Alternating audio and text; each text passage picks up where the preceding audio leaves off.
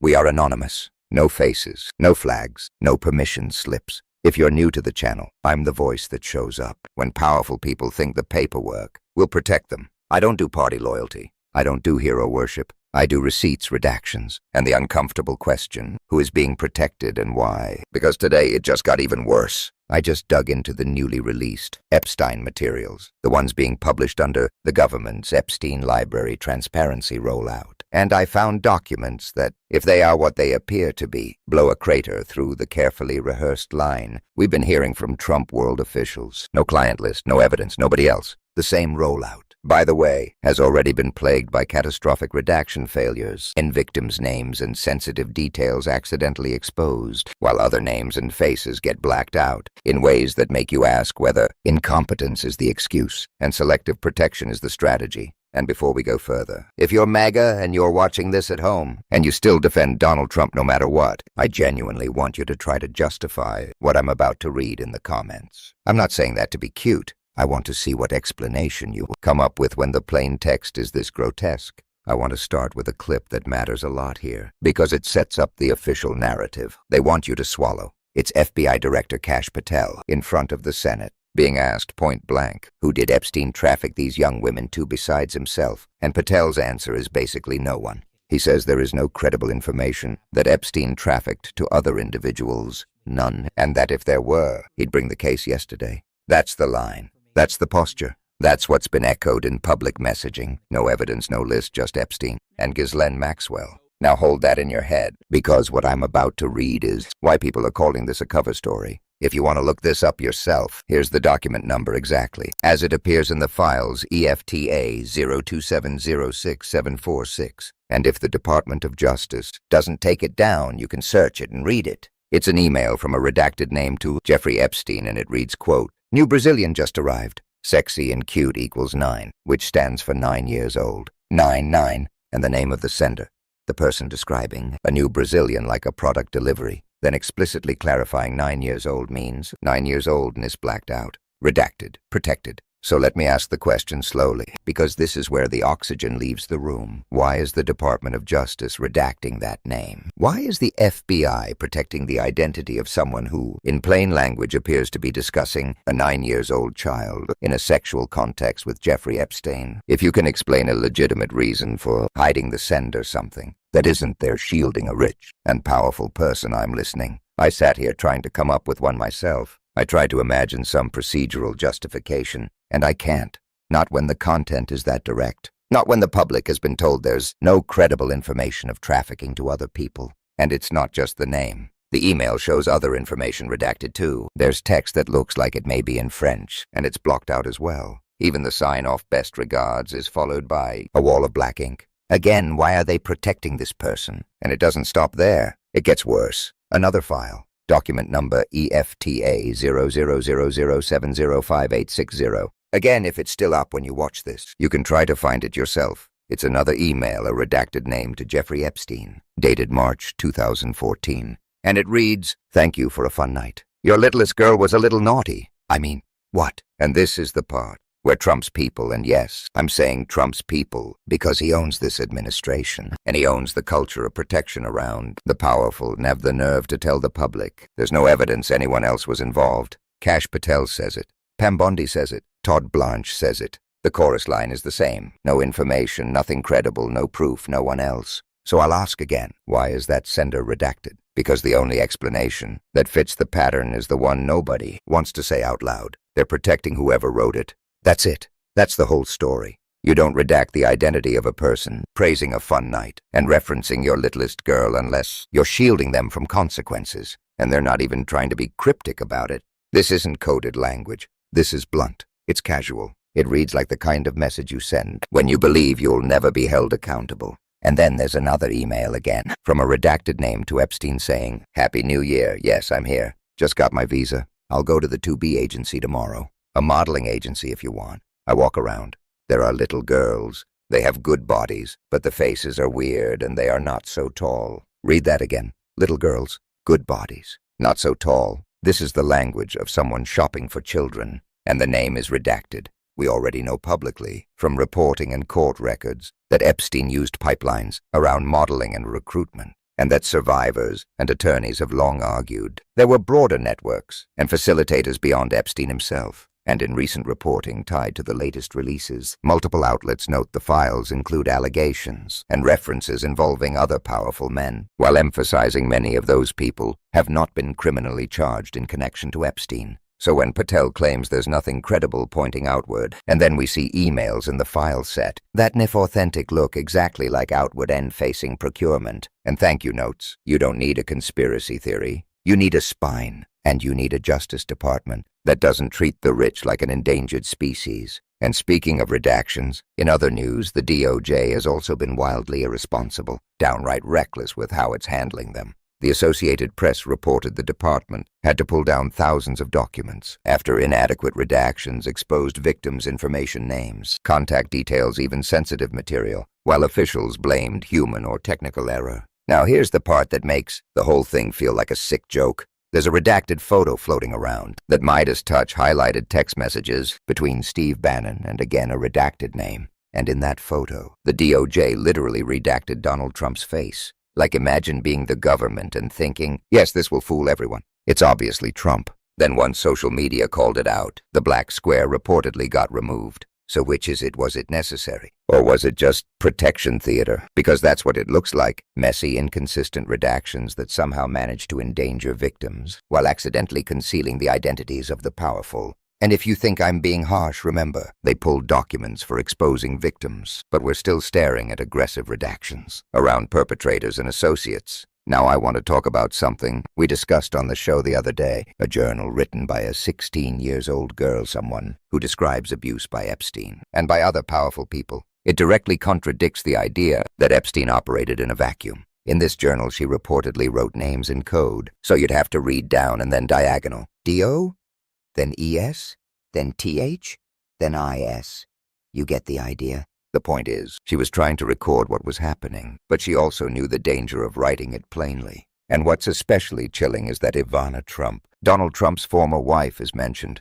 There's a cutout inserted, and next to it is a cryptic message that says, "Doesn't this lady know you can't have any dignity? If you've been with him, I know I have none, only Skittles." That's the line. That's what's written next to the cutout. And on that same page, there's a redaction 5 letters just blanked out. 5 letters. Could it be T-R-U-M-P? I don't know. You don't know. But the journal line reads, "Should not brag because that was yucky."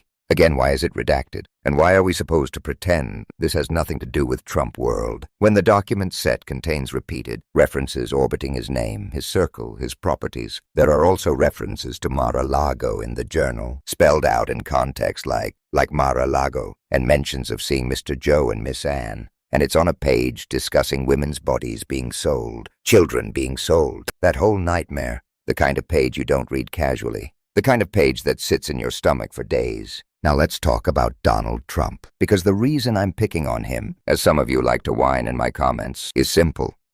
He is the most powerful person connected to this story who still benefits from confusion and delay. Trump has a documented social history with Epstein. Trump himself was quoted in 2002, praising Epstein as a terrific guy, adding that Epstein liked beautiful women on the younger side. That quote is real and traceable, back to the original New York Magazine profile. And when you combine that history with an administration environment where the DOJ rollout is sloppy enough to expose victims, yet redactions keep shielding names, tied to predatory language, people are going to suspect the worst. Not because they're crazy, because the pattern is screaming. And here's what makes me furious. While Trump world officials posture about no evidence, reputable reporting about the newest releases has highlighted that the documents include allegations pointing to broader trafficking and involvement again. Allegations, not convictions, but enough to undermine the sweeping, no one else, claim and to justify real, serious investigation. So no, I'm not going to treat Trump like he's just a guy who happens to appear in the background. Trump is the politician who thrives on chaos, who benefits when the story becomes too messy and people tune out. And every time his defenders shout fake news, instead of demanding clarity, they're not protecting children. They're protecting power. Look, I'm going to leave it there for today, because this stuff is heavy. It's depressing. It's enraging. And if you've been following this for years, you know exactly what I mean. The story keeps getting darker, and the accountability keeps getting delayed. But here's what I want from you, yes. You watching this, don't let them bury it in redactions and noise. Share this. Clip it. Send it to the friend who still thinks Trump is some righteous crusader against elites. Call your representatives and demand a process that protects victims without shielding perpetrators. Demand independent review of redactions. Demand transparency that doesn't magically go blind whenever the subject is rich, famous, or politically useful. And if you're MAGA and you want to defend Trump after hearing this. And today I've got a story that practically writes itself. J.D. Vance just run away as he got horrible news about his future. Not metaphorically, emotionally. Like a guy speed walking out of a furniture store the moment he sees the price tag. So here we are, Vice President J.D. Vance, the one people keep dunking on as a racist Care Bear in political commentary, just caught some bad news about his 2028 prospects.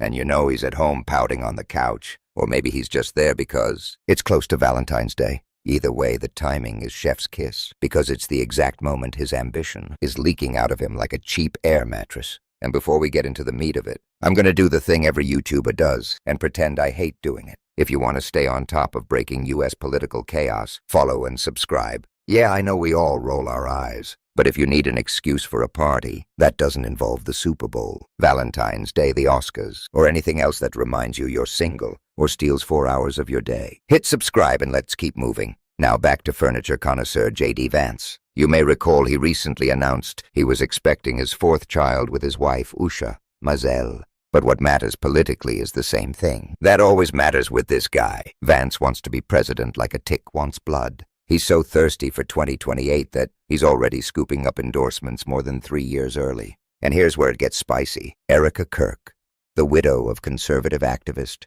Charlie Kirk, and now the person running the organization, her late husband, launched publicly endorsed J.D. Vance for president in 2028 at Turning Point USA's big annual event, America Fest. That endorsement happened on stage. Opening remarks, big splashy moment. The kind that's supposed to scream heir apparent. Vance hasn't even publicly announced whether he intends to run in 2028, but the endorsement train is already doing donuts in the parking lot. And yes, because politics is basically high school, with nuclear codes, commentary immediately swerved into rumors. People started saying that premature endorsement doesn't exactly squash whispers that Erica Kirk and J.D. Vance might be having an affair. I'm not stating that as fact, because unless you've got receipts, it's gossip.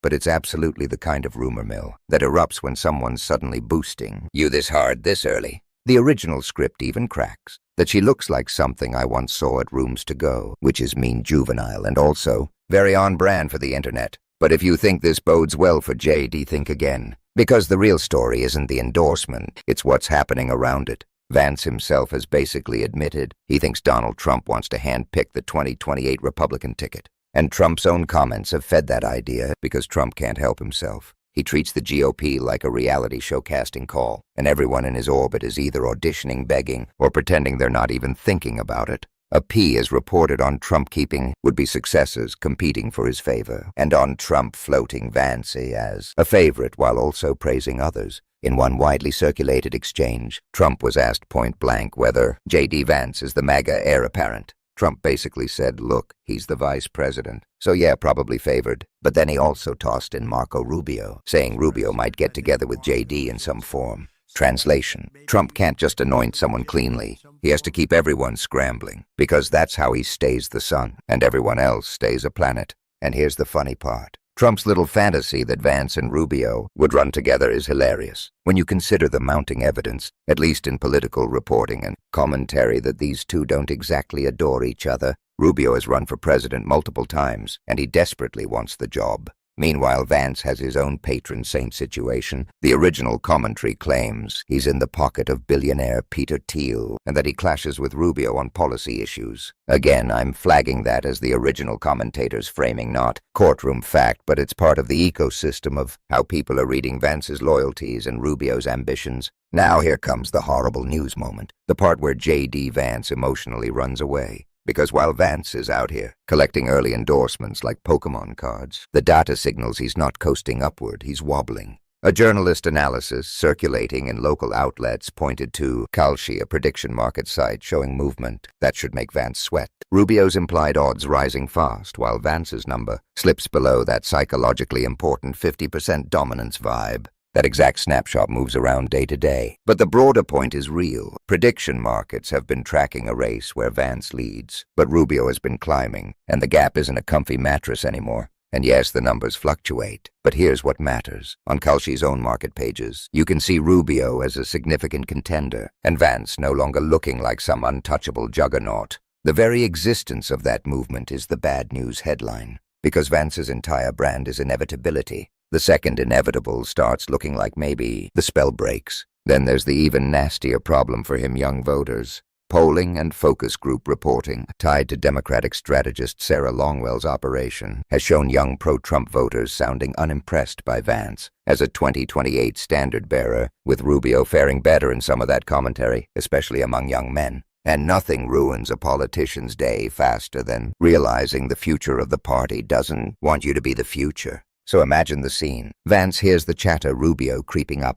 younger voters shrugging, the heir-apparent crown slipping sideways. And that's when he runs away. Not from a podium, from the realization that his Trump-branded rocket ship might be dragging him down instead of lifting him up. Because the biggest issue isn't even Rubio, it's Trump. Donald Trump remains a political anchor in the worst way. He demands total loyalty, hogs all the oxygen, and then leaves everyone around him holding the bag when the public turns sour. That's not just vibes. Polling into early 2026 has shown a lot of dissatisfaction and anxiety around politics and governance, and multiple surveys have pointed to slippage and backlash under Trump's second-term agenda. And Trump's little empire runs on humiliation. If Vance and Rubio marry themselves to Trump's administration, they inherit the baggage, the chaos, the scandals, the whiplash, and the inevitable burnout. It's the George W. Bush 2008 effect. When an administration gets toxic enough, it drags down the entire party. And neither J.D. Vance nor Marco Rubio has Trump's attention-hijacking ability. They don't have the same cult of personality pull. They don't have that creepy reality TV magnetism. They're charisma deficits in suits, and deficits don't unite a party. They split it into feuding little factions fighting for scraps of Trump's approval like seagulls in a parking lot. So yeah, that's the horrible news. J.D. Vance can grab endorsements, smile for cameras, and pretend he's inevitable. But the numbers can move, the kids can cringe, and Trump can poison the well so thoroughly that whoever drinks from it in 2028 ends up choking. If you want more of this, more receipts, more pressure on Trump, and the obedient little satellites orbiting him, hit subscribe, share this with one person who still thinks the GOP is normal, and drop a comment. Do you think Vance is actually built for 2028, or is he already sprinting away from his own future? So listen, because what just surfaced is the kind of breaking news that makes your stomach drop. Not because it's surprising, but because it confirms what so many people have been warning about. The Trump machine doesn't just bend the rules. It smothers them, locks them up, and calls the lock national security. A leaked memo has reportedly exposed a secret whistleblower complaint tied to Donald Trump's director of national intelligence, Tulsi Gabbard, one that was allegedly kept hidden for months. Not misplaced, not lost in paperwork, hidden, locked in a safe. And the justification that the complaint itself posed a threat to national security. Think about that logic. The complaint is dangerous, so the person accused gets to lock it away where nobody can see it. That's not national security. That's self-protection wearing a flag as a disguise. The whistleblower complaint was filed in 2025 under the category known as urgent concern. That phrase matters because it's supposed to trigger a specific process, one designed to stop exactly this kind of cover-up. If a complaint is truly an urgent concern, it is supposed to be transmitted to Congress, specifically to the intelligence oversight committees, so elected officials can evaluate it and respond. That's the whole point of having legal channels for whistleblowers. The complaint can't be quietly smothered by the very people it implicates. But here's the problem. This urgent concern complaint didn't move like it was urgent.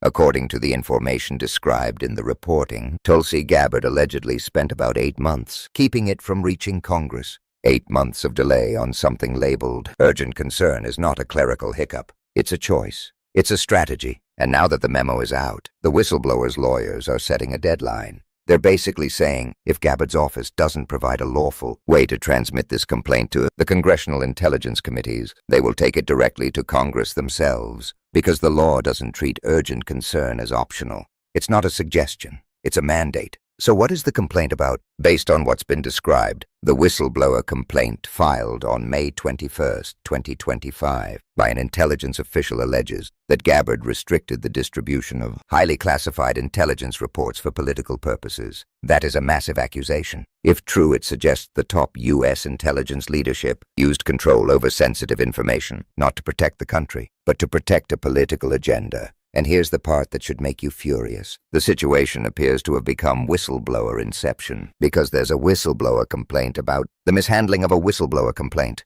One whistleblower is essentially saying, I'm blowing the whistle because the system that's supposed to transmit urgent concerns to Congress is hiding urgent concerns. That's how deep the dysfunction is. That's how badly oversight is being obstructed. The reporting describes how lawmakers only learned the document existed in November after the whistleblower's attorney shared a letter with Congress accusing Gabbard of stonewalling disclosure. Think about the implications. The complaint exists, it's classified, it's considered urgent, but the people whose job it is to oversee intelligence operations allegedly weren't even told it existed until the whistleblower's lawyer forced the issue. Now let's talk about the excuses, because every cover-up comes with one. We're told the information is highly classified. We're told there were months of wrangling about how to share it with Congress. But Congress has secure systems. The intelligence committees exist specifically to handle classified material. The idea that classification makes it impossible to inform Congress doesn't hold up as an honest explanation.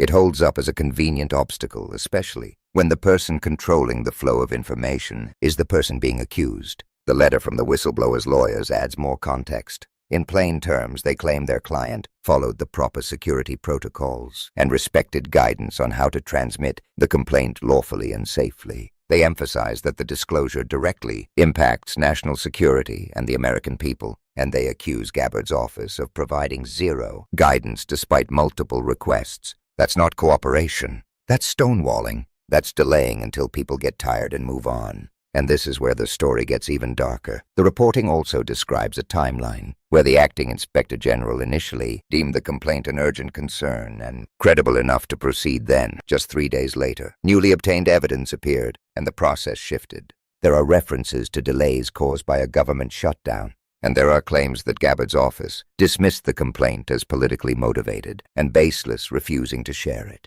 But here's the fundamental issue. It is not the job of the person accused to decide whether the accusation deserves oversight. The point of transmitting an urgent concern to Congress is that Congress evaluates it. When the subject of the complaint controls the pipeline to Congress, the conflict of interest is so obvious, you shouldn't even have to explain it. Yet here we are. Now, to understand why so many people are alarmed, you have to understand who Tulsi Gabbard is in the political ecosystem and why her positioning under Trump feels like gasoline near a fire. Gabbard has long been surrounded by controversy related to her foreign policy posture, including her history of meeting with Syria's Bashar al-Assad and her habit of treating authoritarian regimes with a kind of sympathy or softness that makes allies nervous. For people who have watched dictators crush dissent, gas civilians, and rule through fear, the idea that someone like that gets normalized or defended is not just a difference of opinion. It's a moral and security problem. And that matters because the Director of National Intelligence isn't a cable news pundit. It's one of the highest, most sensitive roles in the U.S. government. That office touches alliances, intelligence sharing, covert assessments, and the lifeblood of security cooperation. If allies believe the person in that role is compromised, reckless, or politically weaponized, they pull back. They stop trusting. They limit what they share. That has real consequences for American security, not theoretical ones. In the narrative described earlier, there's also mention that many European officials and foreign leaders were worried about U.S. cooperation under Trump's appointments, including fears that people like Gabbard could be compromised or unreliable. Whether you agree with that framing or not, the fact remains. Perception matters in intelligence relationships. Trust is currency, and Trump burns trust the way arsonists burn buildings fast, loud, and with a grin. But the biggest connecting thread here isn't foreign policy. It's elections, because alongside the whistleblower scandal, there is another troubling episode described. Tulsi Gabbard reportedly appeared outside the Fulton County election hub, an operations center in Georgia, standing in or near a vehicle loaded with boxes, talking on the phone after the FBI executed a search warrant there. Fulton County is not a random place. Georgia is not a random state. It's one of the most contested areas in modern U.S. elections, and it's a state Trump has attacked relentlessly, especially after losing it. So when the Director of National Intelligence shows up at an election operations center in Fulton County after an FBI search warrant, people are going to ask the obvious question, why is she there? Normally, the DNI does not supervise local elections. The DNI does not run county election centers. The DNI does not need to be hanging around a vehicle full of boxes outside an election hub during an FBI operation, unless something bigger is happening. And then comes the public messaging. Trump's spokesperson, Caroline Leavitt, claimed that Gabbard had been tapped by Trump to oversee the sanctity and security of American elections, working directly alongside FBI Director Kash Patel in a coordinated whole-of-government effort to ensure elections are fair and transparent. Let me say it the way it sounds to anyone with working instincts. That does not reassure people. It terrifies them. A whole-of-government effort led by Trump, involving loyalists aimed at securing elections, is exactly what it sounds like, an attempt to put the machinery of government close enough to election operations that it can pressure, influence, intimidate, or shape outcomes under the pretense of integrity. You don't rebuild trust in democracy by inserting partisan loyalists into election-adjacent law enforcement operations. You rebuild trust by keeping politics away from the process, not by wrapping control in patriotic language. And now connect the dots. You have an alleged urgent concern whistleblower complaint accusing the DNI of restricting intelligence for political reasons. You have months of alleged stonewalling and secrecy, with the complaint reportedly locked in a safe. You have election-related activity in a contested county in a contested state. You have a Trump administration framing itself as the guardian of election integrity while consistently acting like the enemy of independent oversight. These pieces don't exist in isolation. They form a pattern. Now I need to be careful here, because speculation is not evidence. People have floated theories that the hidden complaint could involve foreign influence or the sharing of secrets. Others claim Trump could be using the complaint as leverage over Gabbard to keep her obedient. Those are possible scenarios, but they require proof before anyone treats them as fact. What we can say, based on the core story as presented, is that there is a whistleblower complaint. It was labeled urgent concern, and the process of getting it to Congress became extraordinarily obstructed, while Gabbard appears connected to an election-related enforcement episode in Georgia. And that is enough to demand accountability, because the danger here is bigger than one person. The danger is what Trump does to institutions. Trump doesn't appoint independent protectors of the system. He appoints instruments. He appoints people who will do his bidding, protect his ego, shield him from consequences, and retaliate against anyone who tries to expose the truth. That's what this looks like. The intelligence apparatus treated like a political weapon, whistleblowers treated like enemies, oversight treated like a nuisance, and elections treated like something to be managed rather than respected. This is why critics keep saying that national security is being used as a magic word, an incantation that ends debate. It's classified. It's sensitive. It's a threat. And suddenly nobody is allowed to ask questions. But when you allow that logic to dominate, you create a government where accountability dies behind locked doors. And when accountability dies, democracy follows. So what do? We don't numb out. We don't laugh it off. We don't let it become background noise. The reason these tactics work is because people get overwhelmed and quit paying attention. They want you exhausted. They want you cynical. They want you convinced that nothing matters, so you stop participating. But it does matter. Oversight matters. Whistleblower protections matter. Election integrity matters. And if there is even a chance that intelligence power is being twisted to serve Trump's political agenda, the response cannot be silence. The answer is pressure. The answer is sunlight. The answer is demanding that Congress receive what it is legally supposed to receive. The answer is refusing to accept locked in a safe as an acceptable way to handle an urgent concern complaint. And today the mask is pointed straight at the kind of stage spectacle that would be funny if it wasn't so rotten. Melania Trump calling her own press conference at the White House and getting absolutely cornered when the conversation veers toward the Epstein files. Here's what went down. Melania Trump steps out for what is supposed to be a ceremonial moment, honoring freed hostages.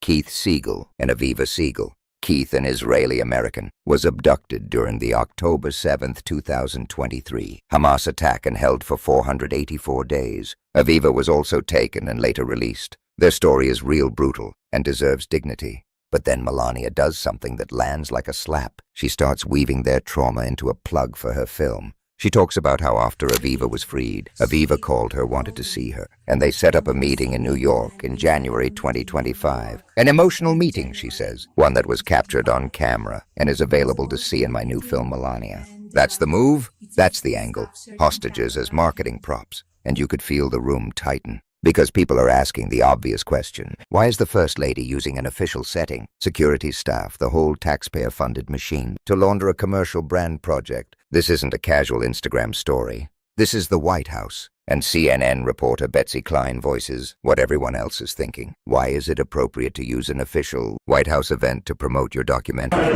Melania tries to wriggle out of it with the classic rehearsed denial. This is not promotion. We are here celebrating the release of the hostages. Has nothing to do with promotion. But we all just heard her do it. We all just watched her name the film and point people to it. The denial isn't an answer, it's an insult. And the film she's pushing, it's being sold as a documentary, but even mainstream coverage is openly calling it what it looks like. Branding image management wrapped in the costume of nonfiction. The money around this thing is what really makes your skin crawl. Multiple outlets report Amazon, MGM, spent around $40 million for the film, plus roughly $35 million in marketing, about $75 million all in. That number matters because it's not normal documentary behavior. That's campaign-level saturation. And while Melania's camp and friendly media spin the opening as a triumph, about $7 million in its first weekend, touted as a top non-concert documentary opening in over a decade, others point out how theatrical box office is a weird flex when you've poured tens of millions into promotion, plastered ads everywhere, and turned it into a political loyalty product. Now here's where the hypocrisy turns radioactive. Because while this film machine hums, Jeff Bezos, whose empire includes Amazon and ownership of the Washington Post, is presiding over brutal cuts at that paper. And it's not rumor. The Post has laid off about 1/3 of its staff, cutting major coverage areas, including foreign bureaus. So the same universe that can throw roughly $75 million at a vanity documentary is also shrinking real journalism that holds powerful people accountable. That's the ecosystem. Propaganda budgets up, watchdog budgets down. And it gets uglier, because the director attached to Melania is Brett Ratner, a name that drags a long, messy history of scandal behind it. And right as the film rolls out, Ratner is confronted publicly over a photo with Jeffrey Epstein. Yes, that Epstein and two young-looking women. Piers Morgan presses him. What's your response to that picture? And the broader scandal of the Epstein files. Ratner's defense is the kind of excuse that makes you blink twice. He claims it was taken about 20 years ago, says he only met Epstein once at some event, and insists the woman in the photo was his fiancée, then refuses to say her name. So that's the film Melania's pitching at, a hostage celebration event, a lavishly funded branding project tied to a director now answering Epstein photo questions on television, while the Epstein files are back in the national bloodstream. And then this is the moment that matters. The press conference hits the wall. A reporter pivots from the movie into the past, and suddenly it's not fun anymore. Melania is asked about Ghislaine Maxwell, Epstein's convicted associate, and about allegations that Maxwell is receiving preferential treatment in prison. The question is pointed, and Melania's response is basically, we're not doing that here. She tries to shut it down. We are here celebrating the release and the life of those two incredible people. So let's honor that. That's the shuts down presser moment. The instant her PR event collides with the reality that you can't peddle your personal myth on public ground and then demand immunity when reporters bring up the darkest associations orbiting your brand. And before anybody tries to pretend this Maxwell/Epstein line is coming out of nowhere, remember? What's circulating right now? Newly released Epstein-related documents, and reporting about them include emails attributed to Melania from October 2002 to Ghislaine Maxwell. The one making the rounds begins, "Dear G, how are you?" and references a New York Magazine story about Jeffrey Epstein. Nice story about J.E. and N.Y. Mag, and ends with "Love, Melania." That New York Magazine piece is also infamous for a reason. It contains Donald Trump in 2002, praising Epstein as a terrific guy, saying Epstein is a lot of fun to be with, and adding the line that should have ended political careers. Epstein liked beautiful women, and many of them are on the younger side. That quote is documented and repeatedly confirmed. So when Melania tries to swat away questions about Maxwell in the past, understand what she's really doing. She's trying to keep the camera on her curated storyline, while the floor beneath it is cracking, and the cracks keep spreading. She's also asked about Vladimir Putin because she has publicly claimed she's been in communication with him about returning Ukrainian children affected by the war, suggesting there's an open channel and progress being made. She answers that she's working on it and will keep people posted. But that question carries a deeper stink. Why is a First Lady unelected, unaccountable, positioning herself as a diplomatic actor with a war criminal adjacent authoritarian, and then leveraging that aura of influence to inflate her personal brand? Whether you think she's sincere or not, it's the same pattern. Power optics first, accountability never. And hovering over all of it is Donald Trump, the man who treats the presidency like a vending machine for ego. You can draw a straight line from Trump's long history of cozying up to the wealthy and connected, to his history with Epstein, to the administration's constant instinct to attack journalists, discredit scrutiny, and turn every institution into a loyalty test. This is what Trumpism does. It takes human suffering hostages, victims, children displaced by war, and repackages it as content. It's the same emotional vampirism, whether it's a rally, a documentary, or a White House event, dressed up like a set. Now let's talk about the propaganda echo, because it matters. Trump media figures are out there claiming the film was electric, that theaters were packed, standing room only, people cheering and interacting, like it was a concert. Meanwhile, other reporting describes a heavy marketing blitz and sharp polarization, and the broader cultural reaction looks less like organic enthusiasm and more like an engineered narrative. And yes, people on the ground have been filming their own investigations, walking into theaters, showing empty seats, joking about row F8F for fraud, chanting EPSTEIN. What's that spell? Epstein files. That kind of content spreads because it's a pressure valve. When officials and billionaires act like reality is whatever they can buy ads for, the public starts documenting the emptiness themselves. But let's drag it back to the core. Melania tried to stage a soft focus moment of gratitude with freed hostages, and she tried to smuggle in a commercial pitch. A reporter called her on it. Another reporter pushed toward Maxwell and the Epstein cloud, and Melania shut it down hard because when the Epstein files enter the frame, the carefully lit movie starts to look like what it is, a distraction machine built to protect the Trump brand. And don't forget what's sitting behind her like a shadow. Donald Trump's own words about Epstein, liking them younger. Trump's constant contempt for scrutiny, and the broader pattern of powerful men orbiting the same toxic social circles for decades, and then acting offended when anyone dares to connect the dots. So here's my message, straight and simple. Don't let them use victims as props. Don't let them buy the narrative. And don't let them shame you into silence when you ask basic questions. If you're watching this, share it, talk about it, and keep pushing for full transparency on the Epstein files, because the truth doesn't come out when we're polite. We are anonymous. We do not forgive. We do not forget. Expect